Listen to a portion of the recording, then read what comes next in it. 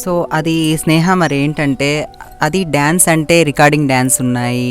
So రకరకాలుగా break డ్యాన్స్లు అంట అవంటే చాలా ఉన్నాయి. కాకపోతే ఇది ఒక పద్ధతి గల డ్యాన్సు. సో సీతారామ చెక్కభజన అంటే పూర్వం నుంచి కూడా రామాయణం నడిచినప్పుడు కూడా ముందు నుంచి కూడా ఈ సీతారామ చెక్కభజన అనేది ముందు నుంచి ఉంది.